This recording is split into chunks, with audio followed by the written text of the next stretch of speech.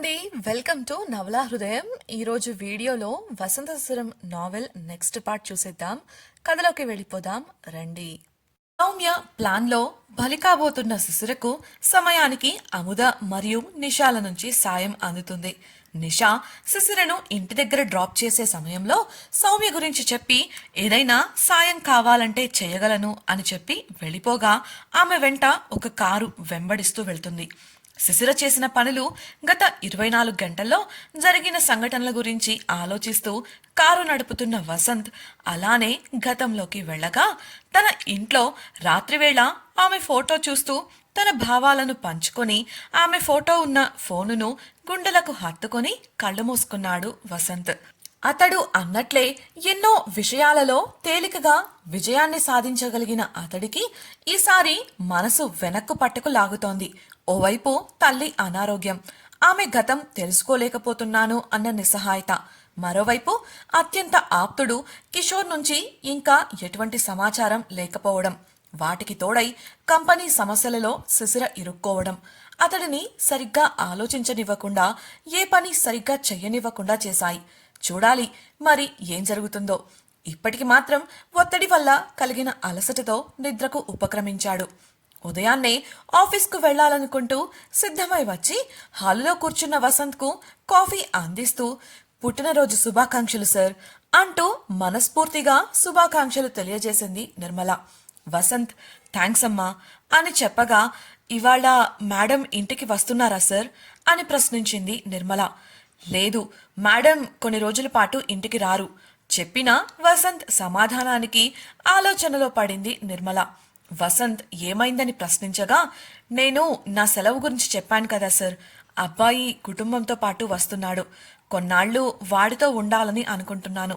Madam వస్తే అన్ని బాధ్యతలు ఆమెకు అప్పగించి వెళదామనుకున్నాను నిరుత్సాహంగా బదులిచ్చింది. కొన్ని సెక్యూరిటీ రీజన్స్ వల్ల మేడం కొద్ది రోజులు బయటే ఉంటారు, కాబట్టి మీరు ఆ బాధ్యతలు వేరే వాళ్ళకు అప్పగించి వెళ్ళండి. మీ అబ్బాయితో సంతోషంగా మీకు నచ్చిన రోజులుండి రండి అని చెప్పాడు వసంత్. థ్యాంక్ యూ సార్, అలా అయితే అన్ని ఏర్పాట్లు పూర్తి చేసి మీకు కబురు పంపి బయలుదేరతాను చెబుతూ అతడికి టిఫిన్ వడ్డించింది నిర్మల. కారులో కూర్చున్న వసంత్కు ఎవరెవరి నుంచో పుట్టినరోజు శుభాకాంక్షలు తెలియజేస్తూ సందేశాలు వస్తున్నాయి, కానీ అతడి చూపులు మాత్రం శిశిర పంపే సందేశం కోసం ఎదురుచూస్తున్నాయి. తనను ఇంటికి రావద్దన్న కారణాన్ని వివరిస్తూ పంపిన సందేశంలో ఈరోజు తన పుట్టినరోజని, ఈ రోజంతా ఆమెతో గడపాలని ఉందని కూడా పొందుపరిచి చెప్పాడు. కానీ ఆమెకు ఆ మెసేజ్ చేరనేలేదు. కారణం ఆమె అతని ఫోన్ నంబర్ను టెంపరరీగా బ్లాక్లో పెట్టింది. అలా నేరుగా కంపెనీకి వెళ్లిన అతడు తన పనుల్లో బిజీ అయిపోయాడు.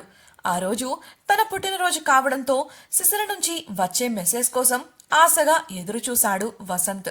ఉదయాన్నే ఒక ముఖ్యమైన క్లయింట్తో మీటింగ్ ఉండటం వల్ల ఆఫీస్కు బయలుదేరిన అతడికి మార్గమధ్యంలో రోడ్డు ప్రక్కన నడుస్తూ కనిపించింది శిశిర. ముఖం కనిపించడం లేదు, కానీ రూపురేఖలు ఆమెవే, మనసు కూడా అది ఆమె అని చెప్పడంతో రోడ్డు ప్రక్కన కారు ఆపాడు.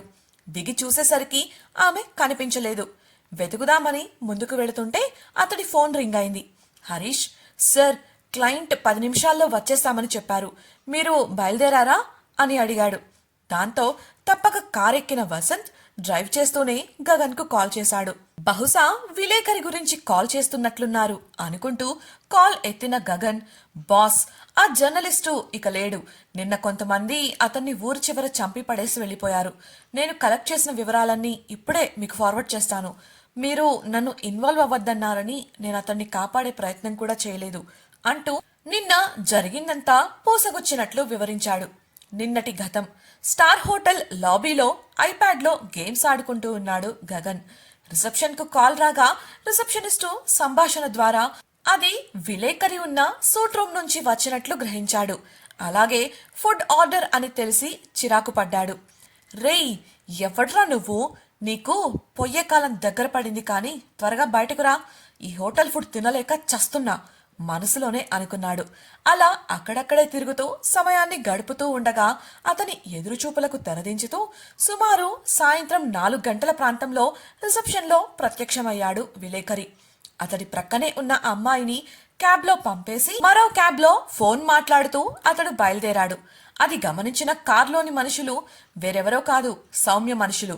అతడి వెంటే వెళ్ళగా వారి వెనుకే బైక్లో అనుసరించాడు గగన్. అలా వారంతా ఊరి చివరన నిర్మానుష్యంగా ఉన్న ప్రాంతానికి చేరుకున్నారు. అప్రమత్తంగా ఉన్న గగన్ వారిని దాటుకుని ముందుకు వెళ్ళిపోగా క్యాబ్ వాడికి డబ్బులిచ్చి పంపేసి ఎవరికోసమో ఎదురు చూస్తూ నిలబడ్డాడు విలేకరి.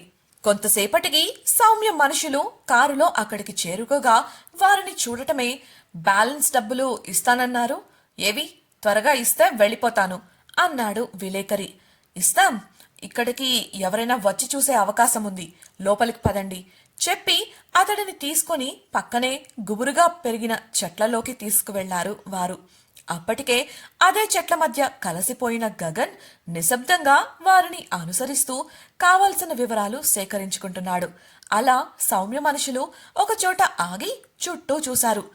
దిక్కులు చూస్తారేంటయ్యా, ఇక్కడికెవడు రాళ్లే కాని ముందు డబ్బులు తీయండి విసుగ్గా అడిగాడు విలేకరి. తీస్తాం తీస్తాం అంటూ ఒకరికొకరు సైగ చేసుకొని నలుగురు ఒక్కసారిగా కత్తులు బయటకు తీశారు. ఆ దృశ్యం చూసిన విలేకరి అద్దిరిపడ్డాడు. ఏయ్, ఏం చేస్తున్నారు మీరు? ఇప్పుడు మీరు నన్ను ఏదైనా చేస్తే ఖచ్చితంగా మీరంతా దొరికిపోతారు. మీ మేడంకి వ్యతిరేకంగా నా దగ్గర సాక్ష్యాలున్నాయి భయపడుతూనే గాంభీర్యాన్ని ప్రదర్శిస్తూ చెప్పాడు. అందుకు ఆ నలుగురు పెద్దగా నవ్వేశారు. ఒకరు మాట్లాడుతూ, ఏది ఆ సాక్ష్యం ఇదేనా అంటూ జేబులోంచి ఒక పెన్ డ్రైవ్ తీసి చూపించడంతో కిన్నుడయ్యాడు విలేకరి. ఇది ఇది నాది, నీకెక్కడిది కంగారుగా ప్రశ్నిస్తూ పెన్ డ్రైవ్ ను లాక్కునేందుకు ప్రయత్నించాడు.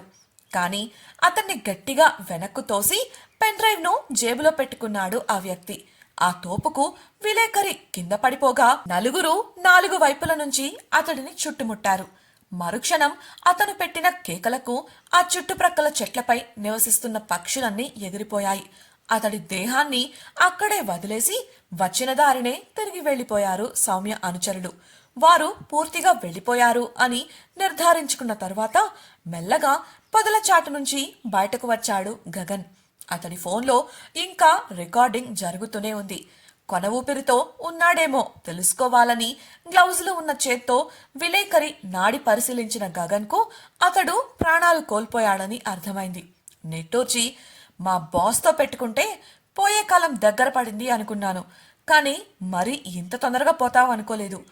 ఏదైతేనేం నేను నా పని చేసుకొని పోతా అంటూ రక్తసిక్తంగా మారిన విలేకరి శరీరంపై తడుముతూ ఏదైనా క్లూస్ దొరుకుతాయేమో అని చూశాడు. అతడి పర్స్లో కొన్ని విజిటింగ్ కార్డ్స్ అలాగే బ్యాంకు కార్డులు ఉన్నాయి. తనకు అనుమానంగా అనిపించిన కొన్నింటిని తీసుకుని వేగంగా అక్కడి నుంచి వెళ్ళిపోయాడు. కాలి షూస్ ముద్రలు కూడా పడకుండా ఒక రకమైన అచ్చులను వాడి సాక్ష్యాలను మిగలనివ్వలేదు గగన్. ఆ తరువాత తన ఫోన్లో జీపీఎస్ ఆన్ చేసి ఆ మ్యాప్ ప్రకారం వేగంగా ముందుకు దూసుకుపోయాడు. కొంతసేపటికి సౌమ్య మనుషులు వెళుతున్న కారును చేరుకున్నాడు. వారికి అనుమానం రాకుండా అనుసరిస్తూ ఉన్నాడు గగన్. అలా వెళుతున్న క్రమంలో సౌమ్య మనుషులు ఉన్న కార్ ఒక చోట ఆగింది. వారు ఒక ఇంట్లోకి వెళ్లి అక్కడున్న వ్యక్తితో ఏదో మాట్లాడి కొంతసేపటి తర్వాత అక్కడి నుంచి వెళ్లిపోయారు. తనకు కావలసిన దృశ్యాలు ఫోటో తీసుకొని వారు ఆ వ్యక్తితో మాట్లాడుతున్న సమయంలో వారి కారుకు ఫిక్స్ చేసిన ట్రాకర్ను తొలగించాడు గగన్. ఆ తరువాత తన పని అయిపోవడంతో అక్కడి నుంచి వెళ్లిపోయాడు. అలా గగన్ చెబుతున్న గతం ముగిసింది. గగన్ చెప్పిందంతా పూర్తిగా విన్న వసంత్, సరే నేను చూసుకుంటాను, ఇంతకీ కిషోర్ గురించి తెలిసిందా? సెక్యూరిటీ కారణాల వల్ల నేను తనని కాంటాక్ట్ చేయలేకపోతున్నాను అని అడగగా, కిషోర్ గారు బాగానే ఉన్నారు సార్, మాల్ డెలివరీ ఆలస్యం అవుతోంది, అందుకే ఆయన రావడానికి సమయం పడుతుంది. నేను రాత్రి ఆయనతో మాట్లాడాను, భీమా మీపై కోపంగా ఉన్నాడని చెప్పమన్నారు బదులిచ్చాడు గగన్. సరే, వెంటనే బయలుదేరి రిచర్డ్ స్ట్రీట్ దగ్గర ఉన్న ఐరాస్ బొటిక్కి వెళ్ళు. నేను ఒక ఫోటో పంపిస్తాను, తనను ఫాలో అవుతూ కనిపించకుండా ప్రొటెక్ట్ చేయి.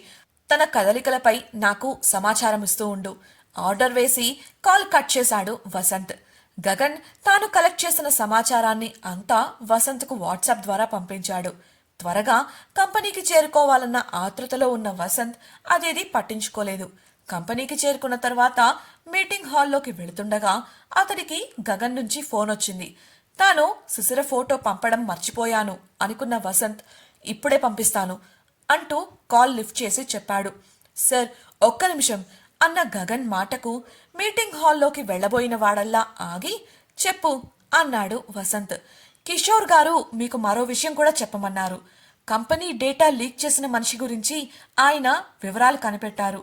ఆయన వెళ్లే ముందు వాటిని మీకు ఇవ్వడం మర్చిపోయారట. ఆ కవర్ సర్ క్యాబిన్ లో ఉన్న ఫైల్స్ లో ఒక ఎల్లో కలర్ ఫైల్లో పెట్టానని చెప్పారు. అనగానే వసంత్ కళ్లల్లో చిన్న ఆశ కలిగింది. చివరికి ఒక సమస్యకు పరిష్కారం దొరికింది. త్వరలోనే శిశిరపై పడిన నిందను తొలగించేయొచ్చు అనుకుంటూ, సరే నేను చూసుకుంటాను, నువ్వు వెళ్ళి తనను ఫాలో అవ్వు చెప్పి కాల్ కట్ చేసి శిశిర ఫోటో ఒకటి అతడికి పంపి మీటింగ్ సమయం అవుతుండటంతో వేగంగా లోపలికి వెళ్లాడు. ఆ హడావిడిలో గగన్ పంపిన వివరాలు ఏవీ అతడు చూడలేదు. వసంత్ పంపించిన శిశిర ఫోటో చూసి నొసలు చిట్లించాడు గగన్. అయితే బాస్కు ఈ అమ్మాయి మీద మొదటి నుంచి అనుమానం ఉందన్నమాట. ఇప్పుడెక్కడుందో వెతకాలి అనుకుంటూ చుట్టూ వెతికాడు. అప్పటికే అతడు వసంత్ చెప్పిన ప్రదేశానికి చేరుకున్నాడు. చుట్టుప్రక్కలున్న అన్ని షాపులు వెతికిన అతడు చివరికి మిగిలిన ఐరాస్ బొటిక్ వంక చూశాడు. ఇక్కడ ఉంటుందంటావా? ఇక్కడెందుకుంటుందిలే, అది బాగా కాస్ట్లీ షాప్ కదా అని మనసులో అనుకున్న వాడల్లా ఎందుకైనా మంచిదని అక్కడ సెక్యూరిటీ గార్డును మాటల్లో పెట్టి శిశిర ఫోటో చూపించి వివరాలు అడిగాడు. అతడు, ఇప్పుడే సార్ ఇలా వెళ్లారు, మా షాప్లోనే వస్తువులు కొన్నారు అని చెప్పగా వెంటనే అతడు చూపించిన వైపుకు వెళ్లాడు గగన్. అప్పుడే శిశిరతో అమాయకంగా ముఖం పెట్టి మాట్లాడుతూ కనిపించింది సౌమ్య. దగ్గరకు వెళ్లలేదు కానీ దూరం నుంచి అంతా గమనిస్తూ ఉన్నాడు గగన్. మాటలు వినపడటం లేదు కానీ శిశిర కోపంగా సౌమ్యను అరుస్తున్నట్లు అర్థమై ఫోటోలు తీసుకున్నాడు.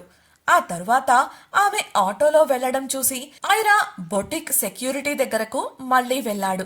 మాటల్లో పెట్టి శిశిర కొన్న వస్తువుల ధరలు మాత్రం కనుక్కొని వెళ్లిపోయాడు. ఆ తర్వాత ఆమె గురించిన మరిన్ని వివరాలు కనుక్కోవాలనుకుంటూ అక్కడి నుంచి వెళ్లిపోయాడు. మీటింగ్ పూర్తి చేసుకుని క్యాబిన్ కు వచ్చిన వసంత్ తన ఫోన్ ఆన్ చేస్తూ అటెండర్ ని పిలిచాడు. కిషోర్ గారి క్యాబిన్ లో ఆయన బల్లపై ఒక పసుపు రంగు ఫైల్ ఉంటుంది, వెంటనే తీసుకురా అని ఆర్డర్ వేశాడు. అప్పుడే అతడి ఫోన్ ఆన్ అవ్వగా గగన్ పంపిన ఫోటోలు డౌన్లోడ్ అయ్యాయి. ఆసక్తిగా ఆ ఫోటో తెరిచి చూసిన వసంత్ షాక్ అయ్యాడు. ఎందుకంటే విలేకరుని చంపిన మనుషులు కలిసిన వ్యక్తి ఫోటోలవి. అందులో ఉంది వేరెవరో కాదు, శిశిర. విలేకరుని చంపేంత అవసరం శిశిరకేంటి? అసలు శిశిరకి వార్తలకి సంబంధమేంటి? మెదడు మొద్దుబారిపోయినంత గట్టి షాక్ అది వసంత్కు. అవును, ఆ ఫోటోల్లో ఉంది శిశిరనే. దీనంతటికీ కారణం సౌమ్య. విలేకరుని చంపే సమయంలో తప్పకుండా ఎవరో ఒకరు అనుసరిస్తూ ఉంటారని ఊహించి వారిని తప్పుదారి పట్టించాలని తన మనుషులను శిశిర ఉన్న ఫామ్ హౌస్ కి వెళ్లమని చెప్పింది. అది తెలియని గగన్ తీసిన ఫోటోలు అవి. వసంత్ ఆ షాక్ నుంచి తేరుకోకముందే అటెండర్ వసంత్ అడిగిన ఫైల్ తీసుకొచ్చి ఇచ్చాడు. ఆ ఫైల్ నుంచి కవర్ తీసుకొని తెరిచిన వసంత్ దిగ్భ్రాంతికి గురయ్యాడు. అందులో శిశిర ఫోటో ఉంది. దాంతోపాటు కిషోర్ తన స్వహస్తాలతో రాసిన లెటర్ కూడా ఉంది. షాక్ అయ్యావు కదూ? మొదట నాకు అలానే అనిపించిందిరా, కానీ ఇదే నిజం. తను ఇలా చేస్తుందని నేను అస్సలు ఊహించలేదు. వేరే ఎవరైనా అయ్యుంటే నేనే శిక్షించేవాణ్ణి. శిశిర కావడం వల్లే ఇదంతా. నేను నీ నిర్ణయానికి వదిలేస్తున్నాను. తెలివిగా ఆలోచించి నిర్ణయం తీసుకో అని కిషోర్ దస్తూరి క్లియర్గా ఉంది. వసంత్కి ఈసారి నమ్మక తప్పలేదు. ఈలోపు కింద ఉండే రిసెప్షనిస్టు అతడి క్యాబిన్ తలుపు కొట్టింది. బల్లపై ఉన్న ఫోటోను మిగతా వివరాలను గబగబా ఫైల్లో పెట్టి కమిన్ అన్నాడు వసంత్. ఆమె వచ్చి, సార్ మీకు ఈ 2 లెటర్స్ వచ్చాయి అంటూ చేతికి అందించింది. ఇక నువ్వెళ్ళు అని చెప్పిన వసంత్ ఆమె వెళ్లటమే అనుమానం వచ్చి ఒక లెటర్ తెరిచి చూసి నిశ్చేష్టుడయ్యాడు. అసలు శిశిర ఇలా ఎలా చేస్తుంది? లేదు, అలా జరగదు. కానీ కిషోర్ స్వయంగా చెప్పాడంటే అది నిజమేనేమో. వాడు నాకు ఎన్నడూ అబద్ధం చెప్పడు అనుకుంటూ మరో లెటర్ తెరిచిన అతడి నొసలు ముడిపడ్డాయి. ఇంతకీ ఆ కవర్లో ఏముంది? కిషోర్ ఎలా శిశిరను అనుమానిస్తున్నాడు? ఆ లెటర్స్లో ఏముంది? ఏ కారణాల చేత వసంత్ శిశిరే ద్రోహి అని నమ్ముతున్నాడు? అంతలా అతనికి దొరికిన సాక్ష్యాలేంటి తెలుసుకోవాలనుకుంటున్నారా? అయితే ఛానల్ను సబ్స్క్రైబ్ చేసి వసంత శిశిరం నెక్స్ట్ పార్ట్ వినేయండి. అలాగే మీకు ఈ వీడియో నచ్చినట్లయితే లైక్ చేసి మీ సన్నిహితులకు షేర్ చేయండి. మీ అభిప్రాయాలను మాతో పంచుకోవడం కోసం కామెంట్ సెక్షన్లో తెలియజేయగలరు. ఇట్లు మీ నవలా హృదయం team. Thank you for listening.